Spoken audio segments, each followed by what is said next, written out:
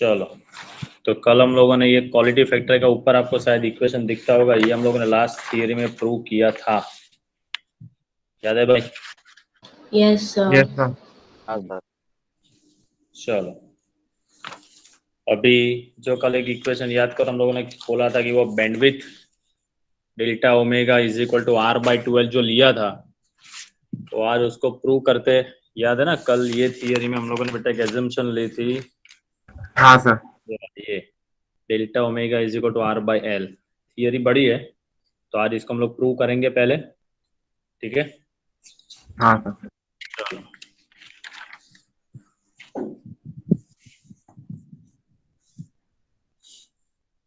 तो टॉपिक है पहला तो ऑब्टेन। माइंड को एकदम फ्रेश मोड पे रखना बेटा, क्योंकि आज पूरी जो थियरी है वो सब मैथमेटिकल स्टेप्स वाली है और आगे का थोड़ा बहुत याद होना चाहिए। Obtain the equation of bandwidth और एन LCR सर्किट। चलो, तो बैंडविड्थ में हम लोगों ने दो इक्वेशन यहाँ पर लिए थे। ये ओमेगा 0 हमारी थी कल फ्रीक्वेंसी, याद करो, रेजोनेंट फ्रीक्वेंसी। Yes sir. धीरे धीरे ओमेगा चेंज करते थे तो कोई एक पर्टिकुलर वैल्यू पे हम लोगों को करंट की वैल्यू Im/√2 हो जाती थी, तो वो वैल्यू पे पावर अप हो जाता था, ठीक है? तो वहां पर दो वैल्यू कंसिडर की थी, omega 1 where omega 1 is equal to omega 0 plus delta omega. याद आया कुछ? And omega 2 is yes sir. 0 minus delta omega लिया था, याद है ना? हाँ सर। चलो, तो सेम चीज यहाँ पर हम लोग उसको ही आगे लेके जाते हैं कि जब हमारा ओमेगा मतलब when omega 1 is equal to क्या था हमारा डेल्टा ओमेगा, करंट का एम्पलीट्यूड क्या बनेगा? तो हम लोगों ने कल लिखा था the amplitude of current becomes, याद करो बेटा, Im/√2 होता है ना? हाँ सर। चलो, तो जब हमारी नेचुरल एंगुलर फ्रीक्वेंसी ओमेगा 1 होगी, तब हमारा करंट का एम्पलीट्यूड क्या बनेगा? Im/√2 ऐसा होता था, ठीक है? अभी याद करो बेटा, Im का इक्वेशन क्या है? Im is equal to Vm/Z, ऐसा इक्वेशन। और Vm is equal to Vm/Z is equal to, ये फॉर्मूला आपको भी पता है क्या है? Impedance. R² plus XC minus XL का होल स्क्वायर। हाँ, यहाँ पर XC माइनस XL का स्क्वायर करूँ या XL माइनस XC का स्क्वायर करूँ, वैल्यू तो प्लस में ही आने वाली है, ठीक है ना? तो मैं यहाँ पर omega 0L minus 1 omega 0C का स्क्वायर, चलेगा ना? क्योंकि ये वैल्यू देखो स्क्वायर में है, तो मैं omega 0L minus 1 omega 0C करूँ या 1 omega 0C minus omega 0L करूँ, स्क्वायर होने वाला है तो वैल्यू तो वो प्लस में ही आने वाली है, ठीक है? चलो, अभी हमारी जब ओमेगा 1 वैल्यू इम्पीडेंस जब होगा ये कंडीशन में, ये Im की जगह पर अभी मैं क्या लिखूं? Im/√2। चलो, तो अभी ये मुझे बताओ बेटा, ये हमारा according to resonance condition Im is equal to, हमारे पास फॉर्मूला क्या है? Vm/R है ना? हाँ सर। लेकिन Im/√2, यहाँ पर √2 है, तो Im की वैल्यू मैंने रखी Vm/R और ये साथ में क्या है? √2 है, ठीक है? तो ये Im की जगह पर Im/√2, तो जब इम्पीडेंस अपना रेजोनेंस होगा तब क्या होता है बेटा? कंडीशन Im की Vm/R और ये साथ में √2, ठीक है? आया ना? होगा ना ऐसा? Yes sir. चलो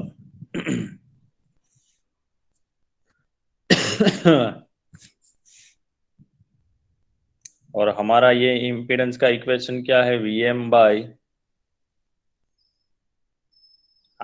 plus omega 0L minus 1 omega 0C, लेकिन ओमेगा 0 की जगह पर मैं क्या लिखूंगा? ओमेगा 1 लिखूंगा। क्या लिखूंगा? ओमेगा 1 लिखूंगा, ठीक है? सिंपल सी बात बेटा, ये इक्वेशन क्या कहता है, ये आई एम का हमारा बेसिक इक्वेशन है, V M by Z is equal to V M by square root of R square plus omega zero L minus one upon omega zero C. ठीक है, यस इतना सर। इतना कंप्लीट बेटा। हाँ okay चलो, अभी हम लोगों ने ऐसा पढ़ा है कि जब रेजोनेंस होता है तब हमारा करंट का equation I M is equal to क्या होता है, वी एम बाई आर होता है। ठीक है, हाँ सर। अभी मैं इसको I M by root two करूँ, क्योंकि हमारी अभी ओमेगा जीरो फ्रीक्वेंसी नहीं है, अभी I M by root two होता है, मतलब हमारी अभी फ्रीक्वेंसी कौन सी हो गई बेटा, ओमेगा वन हो गई। ठीक है, यस सर। ये इक्वेशन कब था, जब अपना omega is equal to omega zero होता है। ठीक है, अभी मैं I M by root two करता हूँ बेटा, तो ये फॉर्मूला क्या हो जाएगी, V M by root two R when omega is equal to, अभी हमारी फॉर्मूला क्या है, ओमेगा वन पे आ गई ना। हाँ सर। हाँ, तो अभी हमारा नया इसका मतलब क्या बेटा, कि हमारा अभी इम्पीडेंस क्या बनेगा, ये हमारा इम्पीडेंस है। What is the value of impedance, तो एक्चुअली हमारा इम्पीडेंस की फॉर्मूला क्या है, Z is equal to square root of R square plus omega zero L minus one upon omega zero C का स्क्वायर। ये अभी फॉर्मूला हम लोगों ने इम्पीडेंस के लिए की है। ठीक है, लेकिन जब करंट हमारा I M by root two होता है तो ये V M by R root two होता है, मतलब हमारा इम्पीडेंस क्या हो जाता है बेटा, आर रूट टू होता है। तो ये impedance Z is equal to, मैं क्या लिखूंगा, रूट टू आर, कब होता है, जब ये हमारी ओमेगा जीरो की वैल्यू क्या हो जाती है, ओमेगा वन हो जाती है, minus one upon omega one C का स्क्वायर। ठीक है, ये हमारा इम्पीडेंस का इक्वेशन है। लेकिन जब पावर हाफ होता है तब हमारा इम्पीडेंस का ये इक्वेशन करंट का क्या बनता है, I M by root two. Current का इक्वेशन बनता है I M by root two. तो जब रेजोनेंस होता है तब आई एम का इक्वेशन क्या है, वी एम बाई आर, याद करो ये इक्वेशन है। हाँ सर। तो अभी जब करंट हमारा I M by root two होगा तो ये इक्वेशन भी क्या बनेगा, V M by R root two बनेगा भाई। दोनों को मैंने ऐसा मानोगे रूट टू से डिवाइड कर दिया, तो ये हमारा क्या है, इम्पीडेंस बना ना, ये हमारा क्या है बेटा, इम्पीडेंस। इसीलिए मैंने इम्पीडेंस के इक्वेशन में Z इज इक्वल टू क्या रख दिया, आर रूट टू, और ये ओमेगा जीरो की जगह पर फ्रीक्वेंसी क्या होगी हमारी, ओमेगा वन हो जाएगी अभी। हाँ sir. Clear, yes sir clear. Yes, confirm, sir. क्योंकि अभी इसका सिंप्लीफिकेशन करेंगे तो ये स्टेप बहुत जरूरी है, 0.0% एरर होनी चाहिए। बोलो कंफर्म बेटा। Confirm sir. Yes, sir. और भाई स्टूडेंट भाई पूछ लो, जिसको भी पूछना है, Madhav, Penang, Pankaj, Ayushi, Abdul. Yes, sir. Confirm. चलो, तो ये हो गया हमारा इम्पीडेंस का इक्वेशन।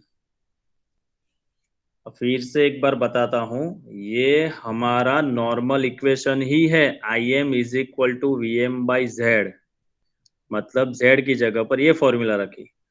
जब ये हमारी वैल्यू ओमेगा वन हो जाती है, जब ओमेगा जीरो की जगह पर ये वैल्यू हमारी ओमेगा वन हो जाती है, तब हमारा करंट बनेगा I M is equal to I M by root two. And resonance के टाइम पे हमारी फॉर्मूला है I M is equal to V M by R. तो ये इक्वेशन को मैं I M by root two करता हूं तो ये क्या होगा, V M by R root two. तो ये आर रूट टू हमारा नया इम्पीडेंस है, ये नया हमारा इम्पीडेंस है। तो इम्पीडेंस का ये इक्वेशन में ओमेगा जीरो की जगह पर जब मैं ओमेगा वन रखता हूं तब ये हमारा इम्पीडेंस बनता है रूट टू आर बनता है। ठीक है, हाँ सर। Yes sir. चलो अभी इसको सिंप्लीफाई करते हैं। ये स्क्वायर रूट दोनों साइड निकालना है तो मैं दोनों साइड क्या करूंगा, स्क्वायर करूंगा। चलो तो मैं डायरेक्ट स्क्वायर करता हूं,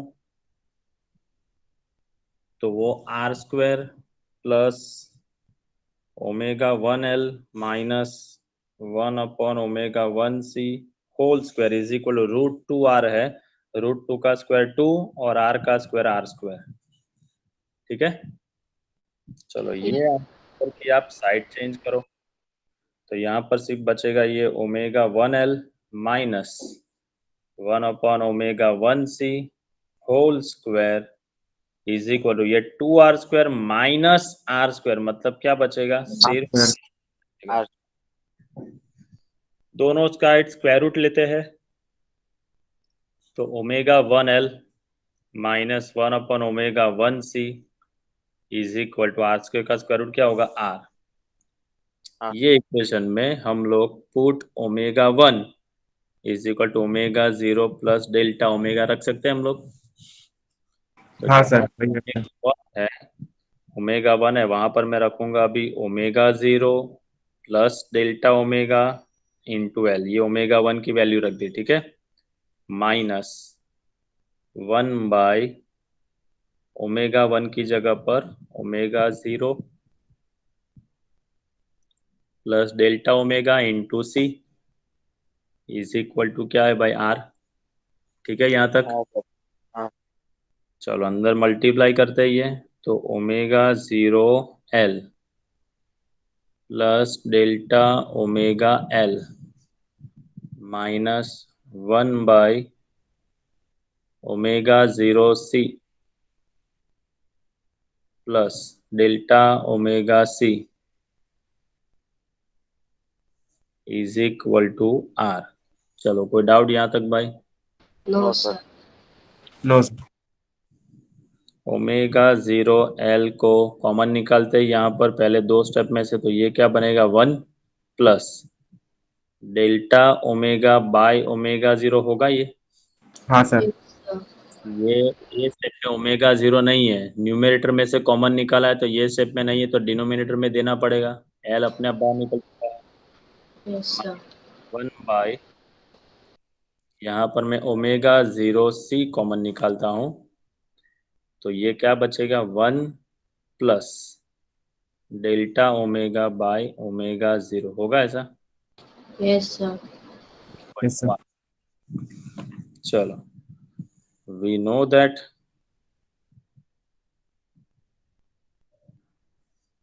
eight resonance ω0L is equal to 1/ω0c लिख सकते हैं ना, यस हाँ सर। सर, इक्वल होता है। 1/ω0c है ना, 1/ω0c की जगह पर क्या लिखूंगा, ω0L।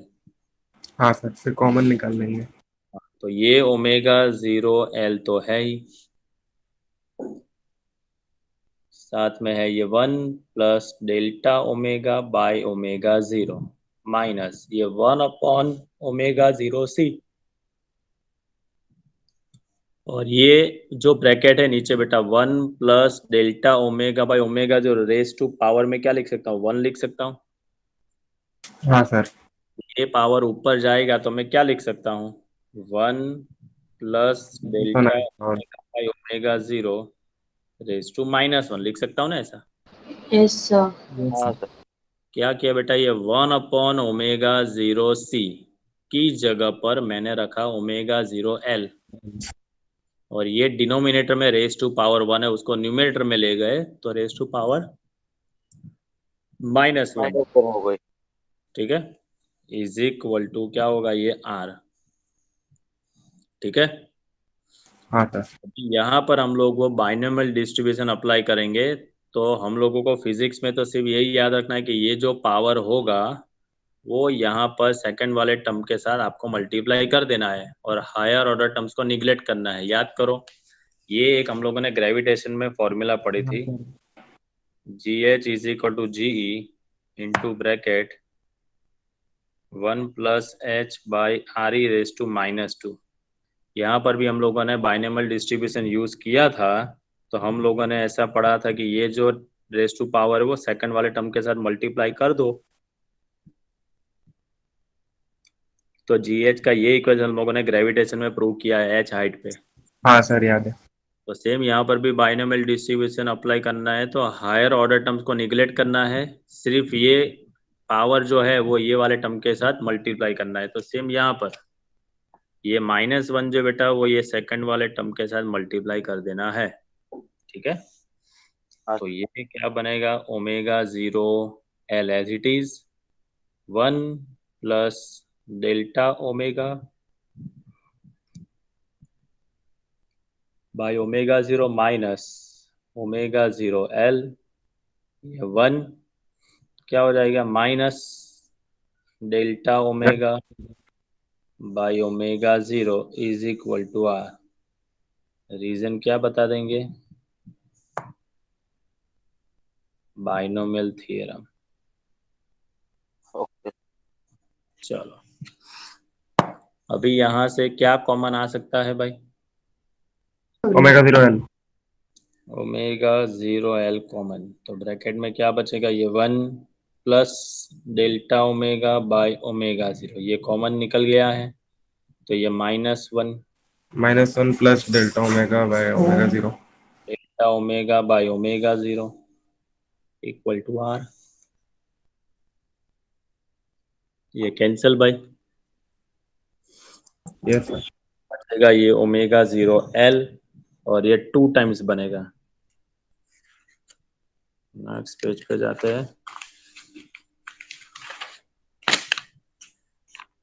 Omega 0 L as it is रहेगा और 2 times delta omega by omega 0 equal to ये आर तो है ही भाई, ओमेगा 0 कैंसल, तो 2 डेल्टा ओमेगा, ये 2 delta omega is equal to L multiplication में नीचे आएगा, आर बाय एल लिख सकते हैं भाई, तो डेल्टा Yes, ओमेगा sir. बना are by 2l।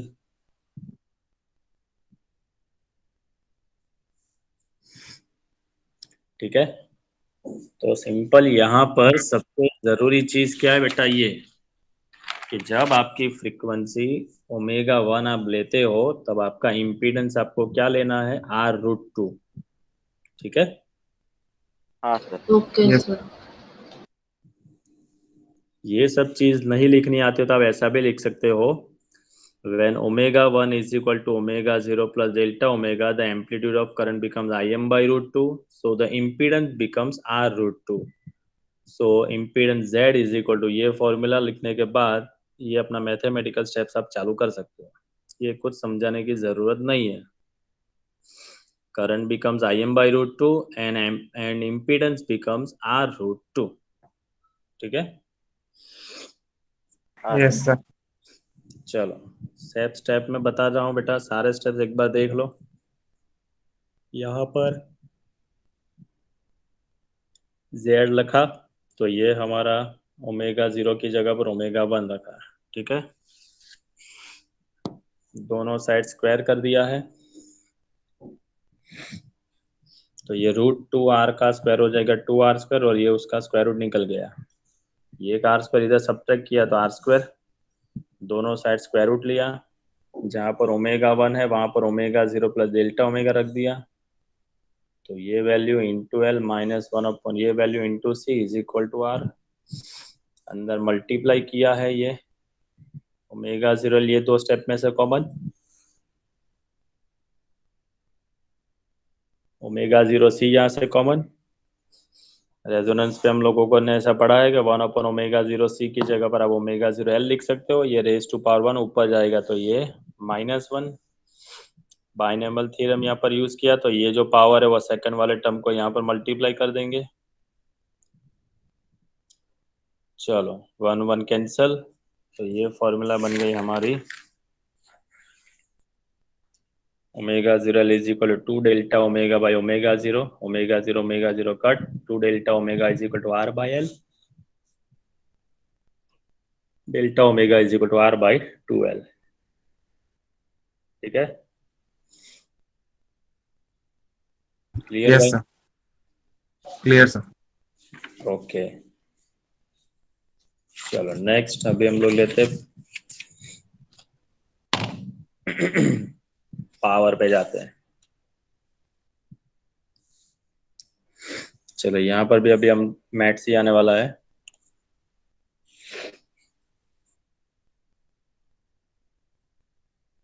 obtain the equation of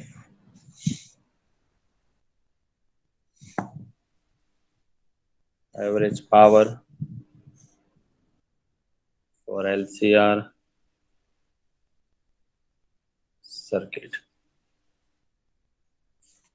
पहले तो ये बताओ बेटा कि पावर का मीनिंग क्या।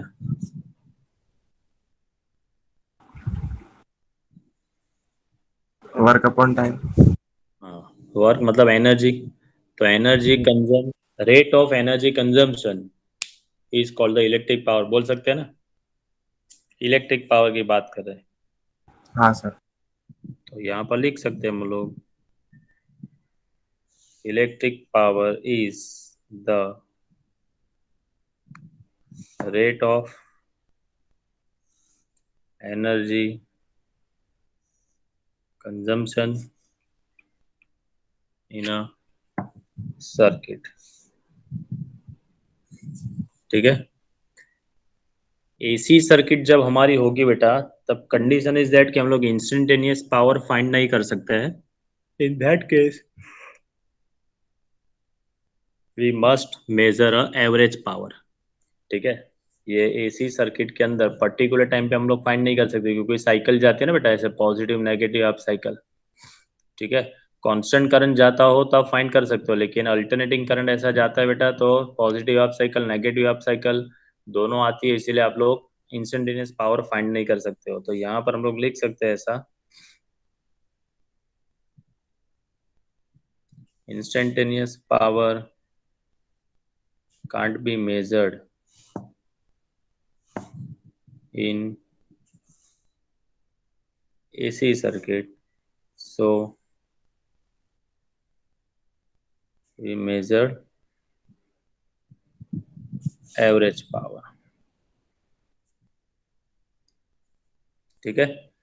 चलो, तो वोल्टेज का इक्वेशन हमें पता है, Vm sine omega T, and current का इक्वेशन हम लोग लेते हैं Im sine omega T plus five. Why we consider five, क्योंकि एलसीआर सर्किट है बेटा, पर्टिकुलर रेजिस्टेंस हो, पर्टिकुलर इंडक्टर हो, पर्टिकुलर कैपेसिटर हो का फेज डिफरेंस लिख सकते हो, लेकिन यहाँ पर एलसीआर सर्किट है तो ऐसा फेज डिफरेंस आप लिख सकते नहीं हो।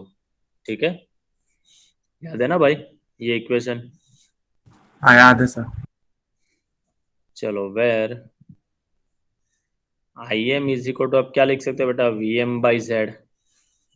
एंड याद करो वो फाई का क्या इक्वेशन लिखा था, tan inverse XC minus XL by R, ऐसा लिखा था। Yes, sir. चलो, now what is the equation of power, power P is equal to V into I. हाँ sir V I. V is equal to V M sine omega T, and I I की sine omega T plus five. लिख सकते हैं ऐसा भाई। तो मैं लिखता हूँ वी एम और साइन साइन स्क्वायर नहीं sine omega T. Sine omega T plus five as it is, और ये into sine omega T as it is. ठीक है। हाँ सर। अभी ये पूरे इक्वेशन को 2 से मल्टीप्लाई करके मैं 2 से डिवाइड करता हूँ, मतलब V M I M by two से डिवाइड किया, इंटू 2 से मैं मल्टीप्लाई करूँगा, 2 sine omega T plus five into sine omega T. ठीक है। अभी नोट करके मैं लिखता हूँ, एक मैथ्स वाले स्टूडेंट को ये शायद फॉर्मूला याद होगी, 2 साइन ए इंटू साइन बी, 2SS, मतलब याद करो C माइनस सी, ऐसा फॉर्मूला आप लोगों ने पढ़ा होगा। हाँ सर याद है। C M S C B. पढ़ा है ना ऐसा। हाँ सर, माइनस का मल्टीप्लिकेशन में कन्वर्ट होता है। A minus B minus cos A plus B. हाँ चलो, तो ये मैंने, ये समझो बेटा हमारा ये A है, इसको हम लोग A मानते हैं। और इसको हम लोग बी मानते हैं। तो देखो 2 sine A sine B, 2 sine A sine B, तो ये वाली फॉर्मूला अप्लाई करनी है। तो हम लोग क्या लिखेंगे, V M I M by 2 bracket में ये कॉस, दोनों का करेंगे हम लोग सब्ट्रैक्शन, मतलब omega T plus five minus omega T, omega T plus five minus omega T, ये ए माइनस बी किया, माइनस कॉस, अभी omega T plus five plus omega T, ठीक है। ये ए माइनस बी, ये ए प्लस बी, तो ये V M I M by 2, ये ओमेगा टी कैंसिल, तो ये आ जाएगा cos five minus cos 2 omega T plus five. चलो ठीक है भाई। Yes sir. Yes, sir. अगर कोई कंफ्यूजन बेटा यहाँ तक किसी को भी? No, sir. अभी ये जो है इसका हम लोग एवरेज फाइंड करेंगे। एवरेज मतलब क्या बेटा, वन टाइम पीरियड पे। ये जो है पावर का इक्वेशन डिराइव किया, अभी इसका एवरेज फाइंड करना था। एवरेज मतलब क्या बेटा, वन टाइम पीरियड पे। वन टाइम पीरियड पे याद करो हम लोगों ने ऐसा पढ़ा है कि ये कॉस ओमेगा टी वाला फंक्शन का डिफरेंस वो क्या होता है, एवरेज वैल्यू जीरो होती है ना कॉस एंड साइन फंक्शन की, याद है? हाँ सर याद है। हाँ, तो यहाँ पर अभी हम लोग फाइंड करेंगे the average power over a cycle. तो यहाँ पर पावर का equation average power P is equal to क्या आ जाएगा, V M I M by 2, ये तो एज इट इज रहेगा, ये कॉस फाइव भी एज इट इज रहेगा, सिर्फ ये वाला टर्म जीरो हो जाएगा। तो यहाँ पर लिख देंगे the value of cosine function over one time period is zero. ठीक है, तो ये V M I M by 2 cos five ये जीरो हो जाएगा। ठीक है भाई, कंफर्म भाई? Yes, sir. चलो, तो अभी ये V M I M cos five जो नीचे 2 है उसको मैं स्प्लिट करता हूँ √2, इसको मैं स्प्लिट करता हूँ √2, तो हो जाएगा ना √2 तो yes sir. Is equal to V M by √2 मतलब क्या, V R M S, I M by √2 मतलब क्या, I R M S into cos five. ये हो गया पावर का equation, V R M S I R M S cos five. ठीक है, यस सर। चलो, according to Ohm's law V is equal to I R, ऐसी formula है ना? हाँ sir we equal to I. चलो, तो यहाँ पर लिखते हैं V consider V R M S is equal to I R M S into Z लिखेंगे, इम्पीडेंस होगा ना यहाँ पर एल से सर्किट। चलो, ये वैल्यू यहाँ पर हम लोग लिख देते हैं, तो पावर का इक्वेशन क्या बनेगा, आई स्क्वायर आर एम एस। और ये आई आर एम एस तो स्क्वायर बन जाएगा ना, आई आर एम एस का स्क्वायर हाँ इंटू ये जेड इंटू ये कॉस फाइव। तो ये भी इक्वेशन आपको एग्जाम में पूछ सकते हैं।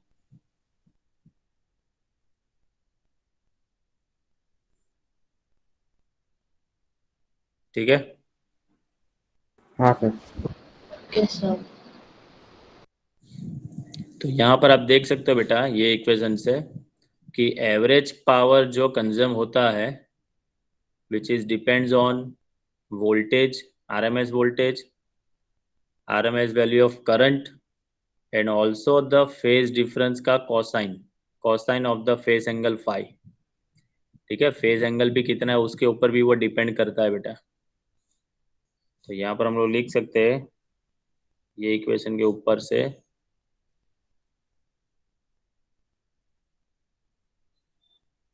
The average power dissipated depends not only on the voltage, सिर्फ वो वोल्टेज पे डिपेंड नहीं है, and current, voltage and current पे डिपेंड नहीं है, but also on the cosine of the phase angle phi. ठीक है, ये जो cos फाई है, ये जो cos फाई हमारी क्वांटिटी आती है, it is called the power factor. उसको क्या बोलेंगे हम लोग? Power factor. ठीक है, चलो ये पावर फैक्टर का मुझे इक्वेशन लिखना है, यहां से मुझे लिखवाओ। तो cos phi is equal to power p by I R M S square by Z, ऐसा लिख सकता हूं मैं? Yes sir. तो मुझे ये इक्वेशन के ऊपर से मुझे cos फाई लिखना है। तो cos phi is equal to power p by I R M S square by Z, लिख सकता हूँ? Yes, sir. Yes sir. चलो ये p बाई आई स्क्वायर ये क्या होगा पता है किसी को? तो याद करो पावर का इक्वेशन क्या है, ये इक्वेशन भी है ना, I square R. I square R I square by V I square by R. तो p बाई आई स्क्वायर करो तो ये क्या मिलेगा? r मिलेगा ना। हाँ सर। तो ये देखो p बाई आई स्क्वायर है तो क्या मिलेगा? r मिलेगा ना। हाँ तो ये आप लिख सकते हो cos phi is equal to p by I square मतलब r बाई जेड। तो cos फाई को आपको डिफाइन करना है तो आप कर सकते हो कि power factor is defined as the ratio of resistance and impedance. Power factor is the ratio of resistance and impedance. लिख सकते हैं ऐसा भाई? हाँ सर लिख सकते हैं। क्लियर? तो कैसे ये इक्वेशन लाए बेटा हम लोग? पावर का बेसिक इक्वेशन है हमारे पास power P is equal to V आई।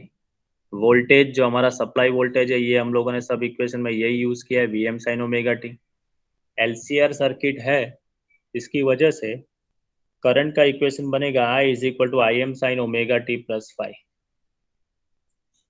दोनों वैल्यू यहाँ पर रख दी है। तो V M I M sine omega T plus phi into ये साइन ओमेगा टी। यहाँ पर ट्रिगोनोमेट्री मुझे यूज करना है इसलिए मैं इक्वेशन को 2 से डिवाइड करके 2 से मल्टीप्लाई करता हूँ। अभी हमारे पास ट्रिगोनोमेट्री में ये फॉर्मूला है बेटा, 2 sine A sine B is equal to cos A minus B cos A plus B. Maths वाले स्टूडेंट्स को कैसे याद रखते हैं? c minus C is equal to 2ss। तो बायो वाले स्टूडेंट को भी ये याद रखना पड़ेगा बेटा। तो V M I M by two cos A minus B, तो ए माइनस बी किया, minus cos A plus B तो ए प्लस बी किया। ओमेगा टी कैंसिल तो ये cos phi minus cos omega T 2 omega T plus phi. चलो अभी इसका average find करना है बेटा, दिस इज कॉल्ड पावर, लेकिन इसका एवरेज पावर फाइंड करना है तो ओवर वन टाइम पीरियड पे।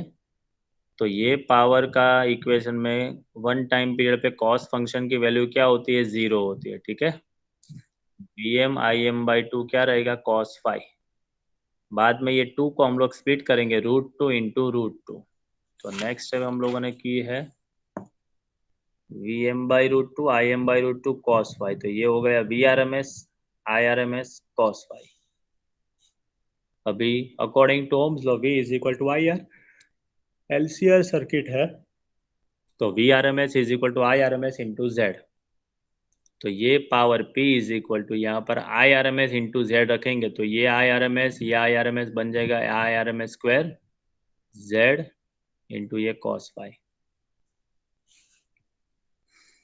चलो, so the average power dissipated depends not only this voltage and current, it is also depends on the cosine of the phase angle phi।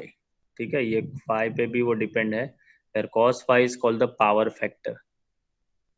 तो according to this formula cos phi is equal to आप लिख सकते हो cos phi is equal to power P by IRMS square by Z।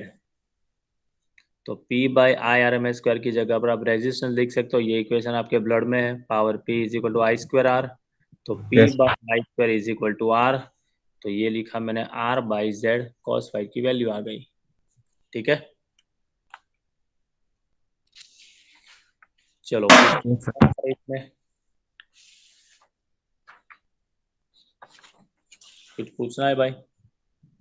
No, sir. चलो, अभी ये जो power का इक्वेशन आया बेटा हमारा, ये इक्वेशन दोनों इक्वेशन के ऊपर से हम लोगों को इसके केसेस डिस्कस करना है।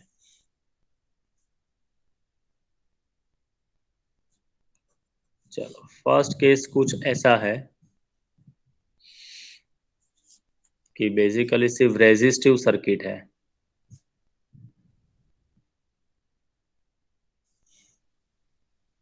चलो, वो फेज डिफरेंस वाला सब आपको याद होना चाहिए बेटा। चलो, what is the meaning of resistive circuit? Resistive circuit मतलब क्या बेटा, कि आपके पास जो एसी सर्किट है उसमें सिर्फ और सिर्फ रेजिस्टर ही है, अंदर इंडक्टर भी नहीं है, अंदर कैपेसिटर भी नहीं है। ठीक है, तो इसको हाँ। आप लिखना चाहते हैं तो मैं लिख देता हूँ, इट मीन्स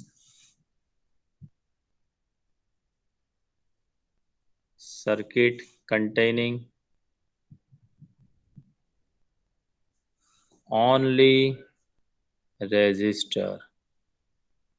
ठीक है, चलो अभी पावर का इक्वेशन क्या है, power P is equal to VRMS IRMS cos phi।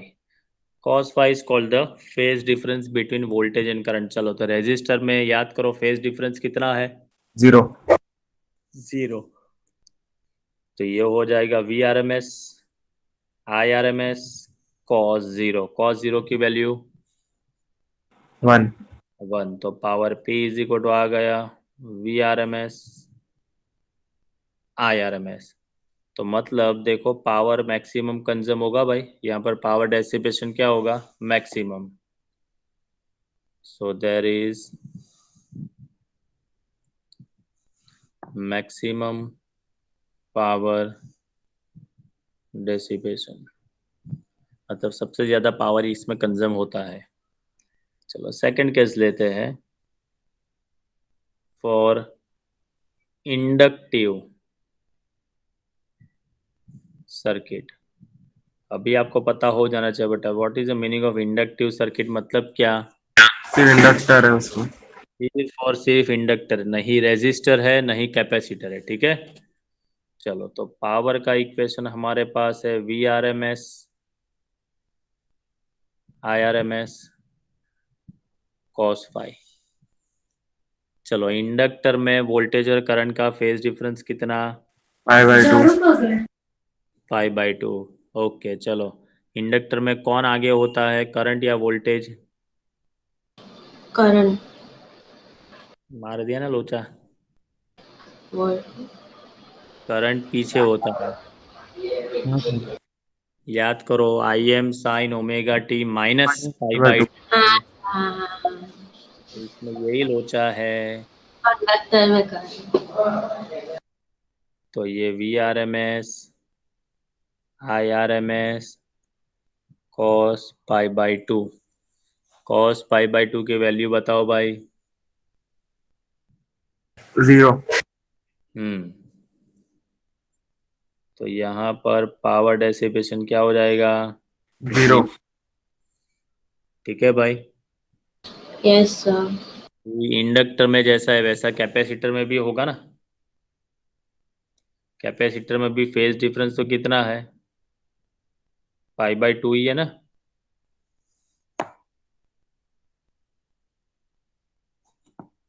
Power P is equal to V RMS IRMS cos phi. Capacitor में आपने पढ़ा है बेटा, कैपेसिटर में क्या होता है, करंट होता है आगे होता है प्लस पाई/2। RMS IRMS cos पाई/2। cos पाई/2 की वैल्यू क्या हो जाएगी भाई, 0। 0. तो देख सकते हो आप इंडक्टर और कैपेसिटर में पावर कैलकुलेशन क्या होती है, 0। तो जब इंडक्टर और कैपेसिटर में जब करंट फ्लो होता है, that current is called the wattless current. क्या बोलते हैं, कटलेस नहीं है, वोल्टलेस। मतलब पावर कंजम्पशन 0 होगा तब जो करंट फ्लो होता है उसका वोल्टलेस करंट बोल सकते हो। तो यहाँ पर लिख सकते हैं, in inductive and capacitive circuit the flow of current is called wattless current. ठीक है। Yes, yes. sir. चलो और एक केस है, अभी 2 केस है।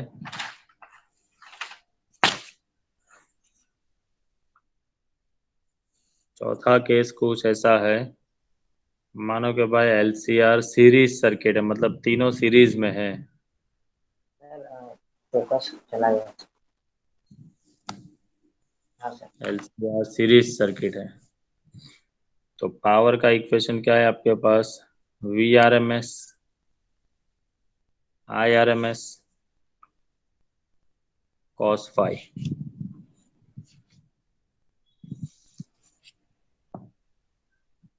Where phi is equal to, याद करो क्या है भाई, tan inverse inverse XC XC minus minus XL by R।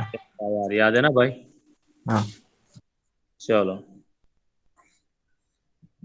तो यहाँ पर LCR सर्किट में मैं 3 पार्ट लेता हूँ कि सपोज RL नेटवर्क है आपके पास, RL नेटवर्क या तो RC नेटवर्क है या तो पूरा LCR है। जहां जहां पर भी रेजिस्टर होता है सर्किट में बेटा, तब पावर डेसिपेशन होता ही है। ठीक है। तो बेसिकली जब भी आपका रेजिस्टर इंडक्टर नेटवर्क होगा, रेजिस्टर कैपेसिटर नेटवर्क होगा, या तो LCR नेटवर्क होगा, इन दैट केस पावर डेसिपेशन होने ही वाला है।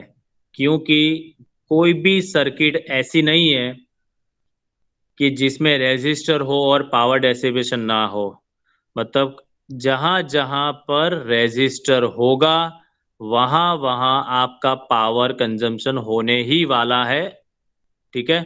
तो यहां पर आप लिख सकते हो कि ये जो cos फाई है बेटा, फाई, ये cos फाई की वैल्यू आपकी 0 होने वाली नहीं है। ठीक है। तो इसका मीनिंग क्या होगा बेटा कि power is dissipation in RL circuit, in RC circuit and in LCR circuit। ठीक है। तो यहाँ पर नोट करके चलो, इधर ही डायरेक्ट ऐसा लिख देता हूँ कि हियर फाई में बी नॉन जीरो। ठीक है, फाई में B non zero in RL NRC और LCR सर्किट। ठीक है। So power dissipated only in the resistor। तो ये तीनों में पावर डेसिपेशन होगा क्योंकि अंदर रेजिस्टर आता ही है। लेकिन यहाँ पर सिर्फ मैं एलसी सर्किट लेता हूं तो क्या होगा बेटा, बताओ। सर नहीं होगा पावर डेसिपेशन। तो एल और सी में तो फेज डिफरेंस आपका पाई बाय 2 है, तो उसमें तो पावर होगा ही नहीं कंज्यूम। ठीक है, हाँ चलो। एंड लास्ट केस है बेटा, इसमें आपको फाइंड करना है पावर डेसिपेटेड एट रेजोनेंस। अभी आपको क्लियर होना चाहिए रेजोनेंस में क्या होता है। याद करो, कल कंडीशन हम लोगों ने पढ़ी थी। What is the value of impedance at resonance? R. हाँ, तो रेजोनेंस होता है तब सर्किट में सिर्फ रेजिस्टेंस ही होता है। रेजिस्टेंस होता है तो पावर क्या डिसिपेशन कैसा होगा, मैक्सिमम हो जाएगा ना। हाँ सर। हाँ, तो याद करो हम लोगों ने ऐसा पढ़ा है बेटा, at resonance XC is equal to XL होता है, याद है ना भाई। हाँ sir, 1/ω0 C equal to ω0L। मतलब omega sorry XC minus XL is equal to क्या हो जाएगा, 0। तो फाई की वैल्यू क्या हो जाएगी, 0 होगी ना भाई, क्योंकि फाई की वैल्यू ये देखो tan inverse XC minus XL by R, तो ये 0 हो जाएगी। तो tan इनवर्स 0 मतलब फाई की वैल्यू क्या हो जाएगी, 0। 0। 0। चलो, तो पावर का इक्वेशन अभी क्या है, VRMS IRMS cos phi. Phi की वैल्यू 0 रखो, तो VRMS IRMS cos 0 की वैल्यू 1। तो याद रखना बेटा, जब भी रेजोनेंस होता है तब पावर डेसिपेशन मैक्सिमम होता है क्योंकि सर्किट में सिर्फ और सिर्फ रेजिस्टेंस ही होता है। ठीक है, यस कैसे? Sir. Power P is equal to, हमारे पास बेसिक फॉर्मूला है I2Z, but at resonance Z is equal to क्या होता है, R। तो power P is equal to क्या हो जाएगा, I2R हो जाएगा। तो सर्किट में रेजिस्टर आया तो पावर कंजम्पशन क्या हो जाएगा, मैक्सिमम होगा ना। हाँ तो सर। सकते हो बेटा, so maximum power is dissipated in a circuit at resonance। Clear? आपको 5 केस लिखने बेटा। पहला सिर्फ रेजिस्टर के लिए, उसमें मैक्सिमम, इंडक्टर के लिए 0, कैपेसिटर के लिए 0, LCR। तो इसमें आपको कॉम्बिनेशन पे लिखना है RL RC एंड LCR होगा, तो जिसमें जिसमें रेजिस्टर होगा उसमें पावर डेसिपेशन होगा ही होगा। एंड लास्ट में आपको लिखना है रेजोनेंस पे। तो रेजोनेंस पे भी रेजिस्टर बनेगा सर्किट में, तो कंडीशन उसमें भी पावर क्या हो जाएगा आपका, मैक्सिमम डेसिपेशन होगा। ठीक है, क्लियर भाई? Yes, sir. ओके, चलो रुकना रुपए 2 मिनट।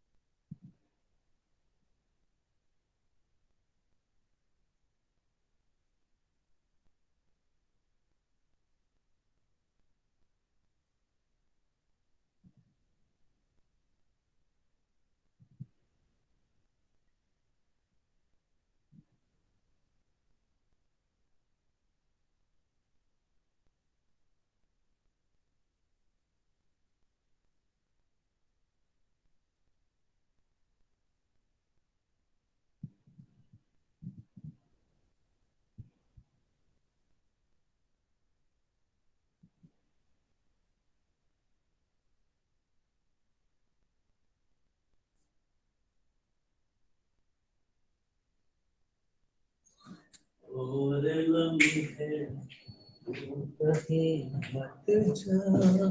चलो ओके, अभी के दो टॉपिक है, एक एलसी ऑसिलेशन है और एक ट्रांसफॉर्मर है। तो मेरा ऐसा मानना है कि ट्रांसफॉर्मर दोनों टॉपिक आज स्टार्ट नहीं करते, देख लेते, थोड़े सम्स कर लेते, क्योंकि एक पूरा लेक्चर ट्रांसफॉर्मर में जाएगा इसलिए। चलो, तो आपके पास आपकी नोटबुक तो होगी। हाँ सर है। Yes, sir. सम्स कल किए थे, तो बाकी थोड़े सम्स आज कंप्लीट करते हैं फटाफट। Yes sir. Okay, sir. तो अपने हथियार लेके बैठ जाओ भाई। हाँ ओके सर। ले लिया, sir. हम्म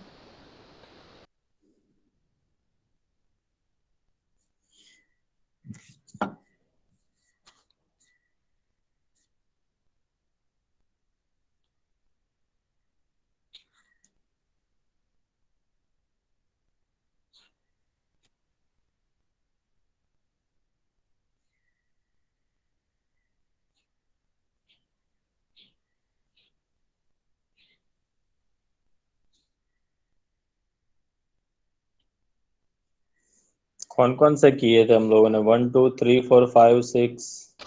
Sir, 5 बाकी है. ये हाँ, चलो 7.5 जो अब भी हम लोगों ने पढ़ा वही है। हाँ सर। 7.3 एंड 7.4। तो पहले हम लोग 7.3 देख लेते हैं। ये 7.3 में क्या है? सिर्फ इंडक्टर है। ठीक है, दिख रहा है ऊपर भाई? 7.3 में Yes, sir. हाँ ठीक है। 7.4 में क्या है? सिर्फ कैपेसिटर है, मतलब इंडक्टर एंड कैपेसिटर वाली सर्किट है। What is the net power absorbed by each circuit over a complete cycle? चलो, तो प्योरली इंडक्टिव सर्किट में आप लोगों को पता ही है कि फेज 5/2। कितना होगा, पाई बाय 2। अभी हम लोगों ने लिखा। Yes, sir. कैपेसिटर सर्किट में भी डिफरेंस कितना है? पाई बाय 2 ही है, तो वहां पर भी पावर 0 ही होगा, है ना? एक्सप्लेन। तो आंसर को एक्सप्लेन कुछ ऐसे करेंगे हम लोग, जैसा यहाँ पर दिया है समझने के लिए। In above circuit, during increasing current condition, energy is drawn from the source and same amount of energy is given back to the source during decreasing current condition। मतलब क्या? पावर डेसिवेशन 0 है। मतलब क्या बेटा? कि जितनी एनर्जी सोर्स से मिलती है जब कैपेसिटर चार्ज होता है, तब जितनी एनर्जी वो सोर्स के पास से लेता है, कंप्लीट चार्ज होने के बाद जब वो डिस्चार्ज होता है, तो वो ही इतनी एनर्जी वापस वो अपोजिट डायरेक्शन में सप्लाई कर देगा, मतलब सोर्स को वापस कर देगा। इसीलिए यहाँ पर पावर डेसिपेशन होगा नहीं। रेजिस्टर में क्यों होता है? क्योंकि रेजिस्टर का बेसिक फंक्शन ही है कि वो एनर्जी को एब्जॉर्ब करता है। लेकिन हाँ सर। इंडक्टर कैपेसिटर का जो फंक्शन है बेटा, वो दोनों कंडीशन में फंक्शन करता है, मतलब रिवर्स कंडीशन में भी फंक्शन करते ही है। दैट्स वाई जितना कंज्यूम करते हैं उतना फिर से डोनेट कर ही देते हैं। ठीक है भाई? हाँ सर। ओके, चलो, तो ये जरा बेटा नोट करके लिख लो फटाफट।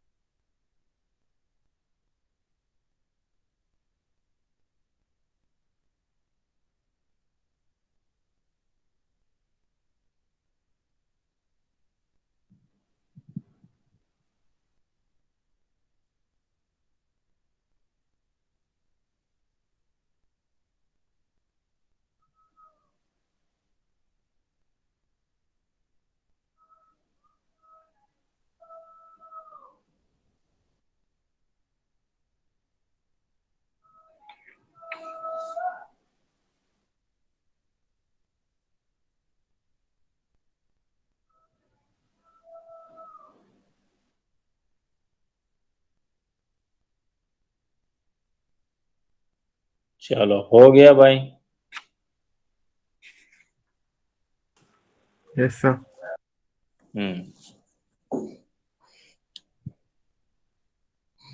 7.6 कर दिया था।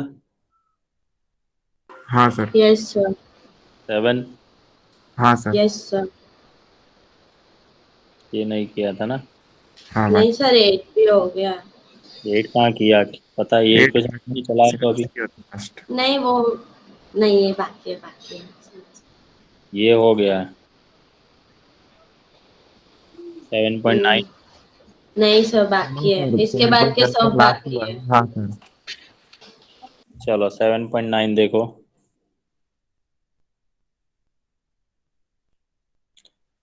A series LCR circuit with data sheet बनाओ। आर आपको दे दिया गया है 20 ओम। एल आपको दे दिया गया है 1.5 हेनरी। सी आपको दे दिया गया है 35 माइक्रोफेरेड।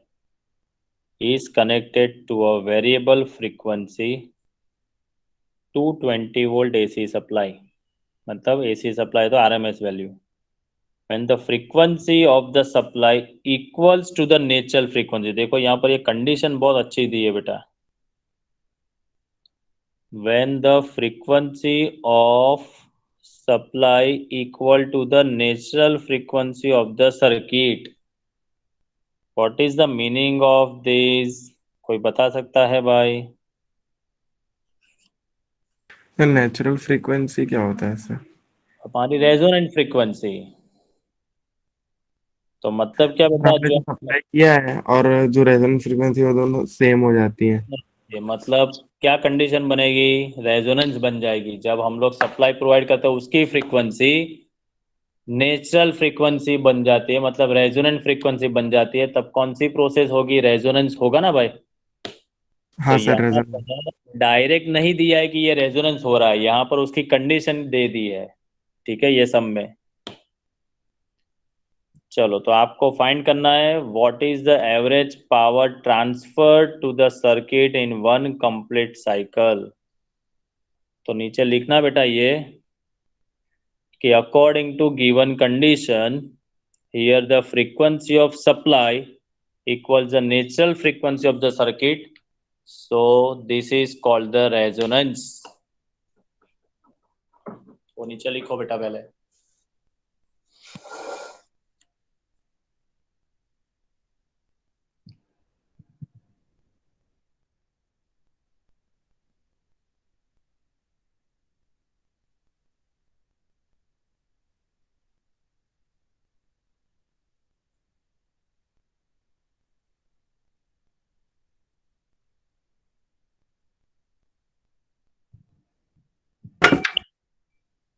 हो गया। हाँ सर हो गया।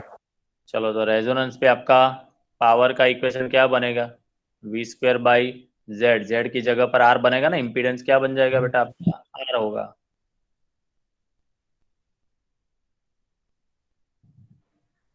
चलो तो नीचे सिर्फ लिख दो at resonance power Z is equal to, sorry power P is equal to V R M S square by Z. फिर नीचे लिखना power P is equal to V R M S square by are.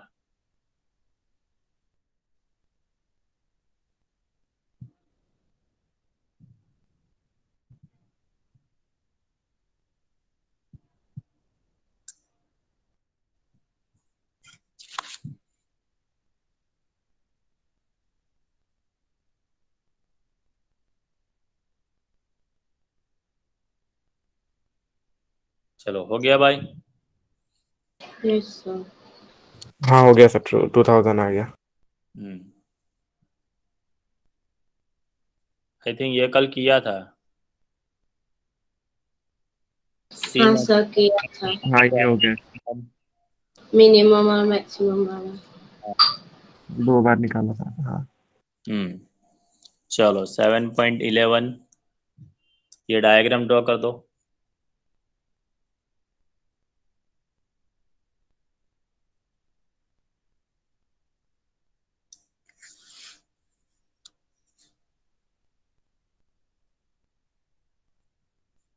क्या दिया है देखो,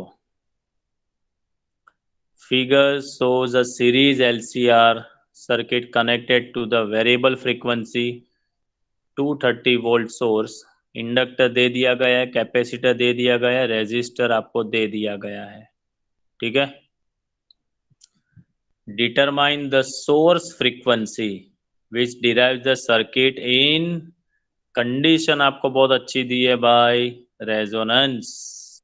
ठीक है, resonance पे आपको फाइंड करना है। तो फ्रीक्वेंसी का तो इक्वेशन है ही आपके पास, देखो याद करो, F is equal to 1/2 square root of LC। याद है ना भाई ये? हाँ सर याद है। Yes sir. हाँ, चलो L और C दोनों की वैल्यू आप फाइंड करो। F के ऊपर से आपको ओमेगा मिल जाएगा, omega is equal to 2πf। तो F आप ऊपर से पहले फाइंड कर लो, या तो दो तरह से कर सकते हो। पहले आप ओमेगा जीरो फाइंड करो, omega zero is equal to 1/स्क्वायर रूट ऑफ LC। आप ऐसे भी ओमेगा जीरो फाइंड कर सकते हो। फिर omega is equal to 2πf के ऊपर से आप F फाइंड कर सकते हो, कोई भी मेथड कर सकते हो। पहले F फाइंड करो, बाद में ओमेगा फाइंड करो, या तो पहले ओमेगा फाइंड हाँ पहले ओमेगा फाइंड करो, बाद में उसके ऊपर से F फाइंड करो तो भी चलेगा।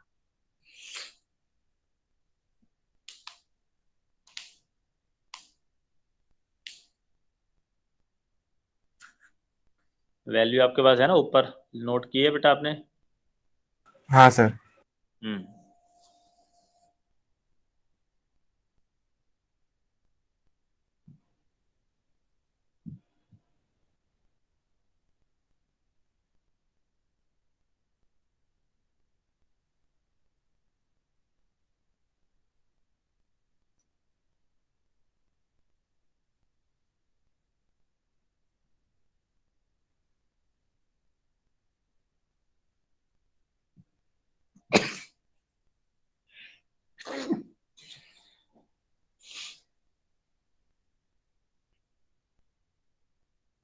हो जाए तो बताना।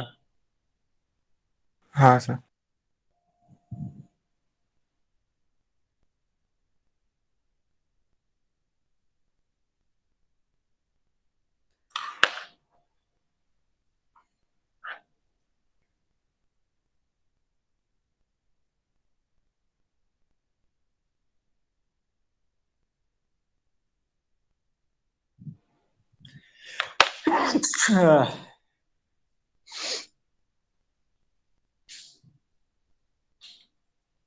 हो गया सर।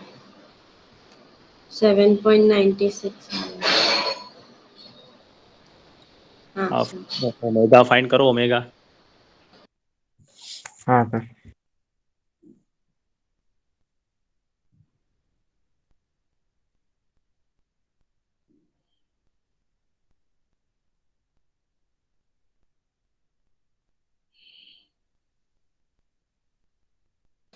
$49.9। हाँ 15। ये मतलब 50। 49.92। हाँ हम्म। ले सकते हैं। हम्म।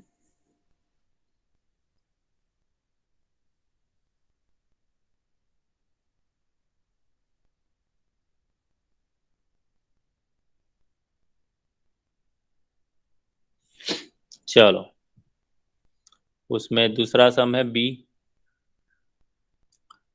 Figure shows a series LCR circuit connected to a variable frequency। वही है कंडीशन, सिर्फ आपको क्या फाइंड करना है, obtain the impedance of the circuit and the amplitude of current eight resonating frequency. जो आप लोगों ने रेजोनेंस के आगे फाइंड किया ना, तब आपको हाँ सर। इम्पीडेंस फाइंड करना है।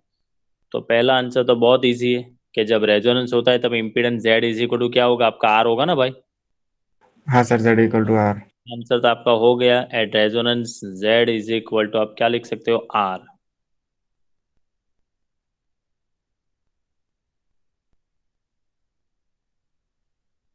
Yes sir.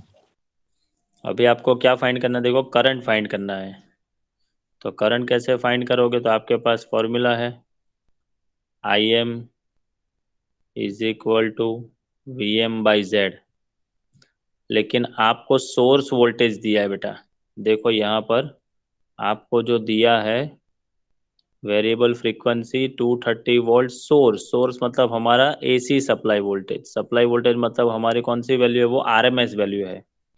तो हाँ उसके सर। ऊपर वीएम कैसे फाइंड करेंगे, तो याद करो, आपको पता है बेटा, वी आर एम एस की फॉर्मूला है आपके पास वीएम बाई रूट टू।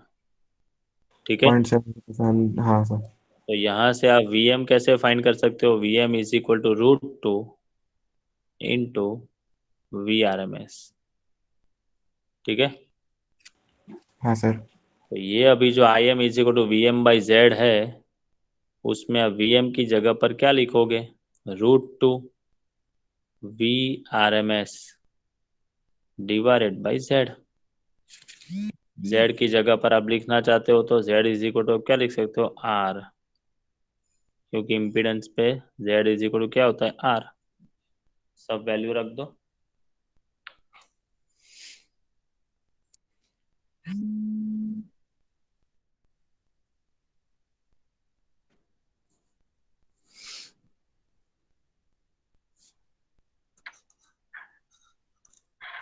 आ गया सर।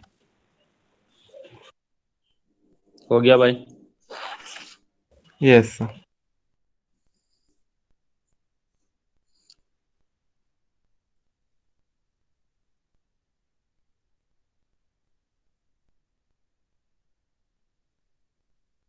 चलो सी बीट, सेम सर्किट है। Determine the RMS potential drops across the three elements, मतलब एल सी और आर में कितना कितना वोल्टेज ड्रॉप होता है वो, and so that the potential drop across the LC combination is zero, आपको लाना है। चलो, तो पहले तो रेजोनेंस के टाइम पे हम लोग voltage drop across R find करेंगे। तो according to Ohm's law V is equal to I R, ये फॉर्मूला शायद आपको पता है, V is equal to I R. तो रेजिस्टर में V R is equal to I R M S into R, I R M S is equal to I M by root two. देखो आई हाँ M आपने आगे सब में find किया है, 8.13। आर की वैल्यू भी है और रूट टू की वैल्यू आपको पता है।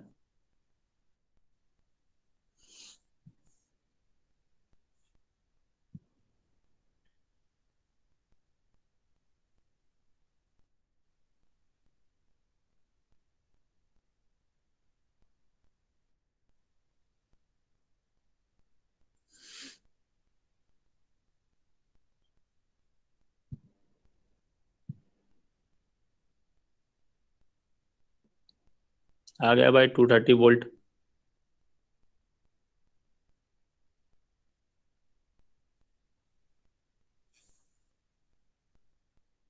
यस सर आ गया। चलो, आ गया सर। अभी जब रेजोनेंस होता है बेटा, तब हम लोगों ने क्या पढ़ा है, रेजोनेंस के टाइम पे क्या होता है भाई, एक्सएल इज इक्वल टू क्या होता है, एक्सी होता है भाई। हाँ XL is equal to XC होता है, मतलब दोनों के inductive resistance, inductive reactance and capacitive reactance same होता है। That is called the resistance. ठीक है, इंडक्टर का ये रेजिस्टेंस आप बोल सकते हो, ये कैपेसिटर का रेजिस्टेंस बोल सकते हो। सीरीज में है तो करंट तो सब में सेम ही जाएगा, है ना। हाँ सर। ये नेटवर्क देखो बेटा, आपको कैसा दिया है, सीरीज एक के पीछे एक दिया है, और वैसे भी दिखा रहे हो तो इधर दिखा ही है, देखो सीरीज। तो सीरीज में करंट तो सेम ही होगा। तो सिंपल सी बात है बेटा, यहाँ पर एक्सेल की जगह पर आप क्या लिख सकते हो, लिखना चाहो तो यहाँ पर आप लिख सकते हो according to Ohm's law R is equal to V by I लिख सकते हो ना, तो वी एल बाई आई लिख सकते हो।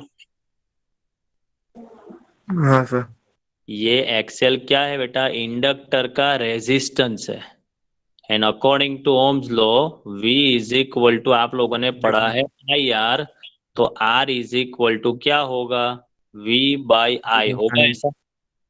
हाँ सर, ये यस सर। इंडक्टर का तो लगा ये देंगे VL। के लिए है, इसीलिए मैंने VL बाई आई लिखा, इज इक्वल टू यहाँ पर क्या लिखूंगा, VC बाई आई लिखूंगा। आई आई और क्या हो कैंसिल हो जाएगा। जाएगा, हो जाएगा। मतलब क्या बना यहाँ पर, ये VL is equal to VC बना। तो मतलब आप लिख सकते हो ना, VL minus VC is equal to zero. ये आपको प्रूव करना है। हाँ सर, ये करना था। ठीक है, यहाँ पर कुछ वोल्टेज का अलग इक्वेशन है, वो भी सही है, बनाया सही है इक्वेशन, लेकिन ये शायद आपको याद नहीं आएगा एग्जाम में। लेकिन यहाँ पर ये याद आ सकता है कि रेजोनेंस है, तो रेजोनेंस पे XL is equal to X ही हो सकता है। तो अकॉर्डिंग टू हम एक्सएल की जगह पर लिखा हम लोगों ने V L by I is equal to V C by I, I I cancel, तो V L is equal to V C, तो V L minus V C is equal to 0 हो गया। Yes sir. हाँ sir. तो ये line यहाँ पर नीचे ऐड कर दो। So potential difference across LC combination is equal to 0।